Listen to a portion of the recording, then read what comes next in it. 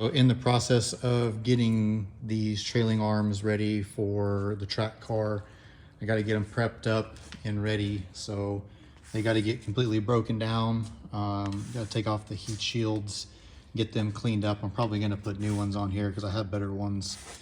Also have to knock out the entire rear trailing arm bushing, the entire piece, not just the rubber piece. So currently working on this one to get that done. So this one still has it in there. I'll work on this here pretty soon. The main thing is on these older ones, these bearing races get seized on here, and it's a huge pain in the butt because they're usually stuck on there pretty good, which they're not supposed to be from the factory. They're supposed to just slide on and slide off, but the problem is over time, water and corrosion gets inside there, and then these races get stuck on there and they come off the hub. So we'll work on this. We got the two separated finally. So this piece and this piece up here, when they are stuck together, it almost looks like it's a solid piece, but as you can see the gap in there that the screwdriver's in, it's not. I did get this one broken loose, and obviously the easiest way to do this is with heat. So you got to have a torch to get this off. Don't go cutting this off because you're just going to make a huge mess, and it's almost impossible to cut off. We've done one and obviously it damages this, so don't do that.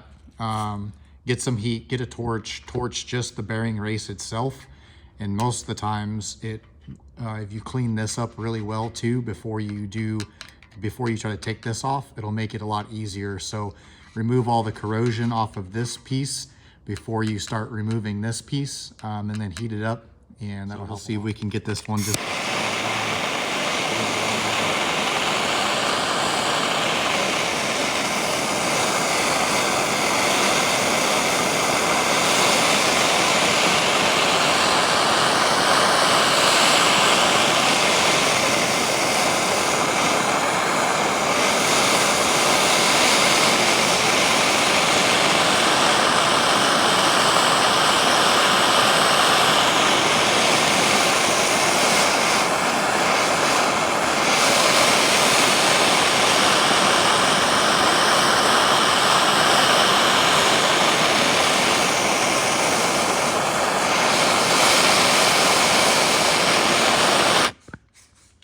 not coming down yet. And there we go. It's a smoking, literally. So finally got it off, and you can see all the corrosion underneath there that you're fighting against to try to get that back off there. It's a real pain in the butt sometimes, but with a little heat and some PB blaster and some determination, you can definitely get it off. So now we're gonna get this prepped up the rest of the week. Easiest way I've found to remove these is to literally just spray PB blaster around the outside, kind of heat it up a little bit with the torch, and then spray PB blaster around the edge of this and let it sit in there for a little bit. That way it kind of breaks loose some of that corrosion that's in there. Because again, you have to knock out the entire ring, the metal ring, and those are press fitted into the arms. So I've let this soak for a little bit, and now I'm going to go ahead and knock this out some to get it loose, and then I'm going to take it over to the press, and then I'll finish pressing it out with a bigger piece that I put on here. After a few whacks, we've got it broken somewhat free. Definitely not loose all the way, but you can see how it's slid down right here. So I know that it's starting to come out. So I'm going to go over to the press now, get this up in there, and then press this out. So I got this up in here in the press. Already moved it a little bit. So I got this big piece right here that I can use that fits pretty good. It's actually from this Harbor Freight set for ball joints. It's like the biggest one they have in there. So if you guys are looking for something like that, that big one will fit, and it's works pretty good. As you can see, it's still pretty stuck in there. I'll probably have to use the second piece to get it all the way out, But once it comes out, it just shoots out of there, and then you're good to go. And it's out. Didn't have to add the extra piece up there. It literally just shot out, so that works pretty good. But as you can see, there's a lot of corrosion on these. They do make actually a tool that is specifically designed for these that kind of like clamps over that, and you can kind of like crank it down and press it out. But again, not all bushing kits and all that require you to take this metal ring out, so keep that in mind. If you get like a energy suspension like this one over here that we did, that actually utilizes that middle this piece, this ring right here. So you actually burn out the bushing and then you replace it with the energy poly bushings.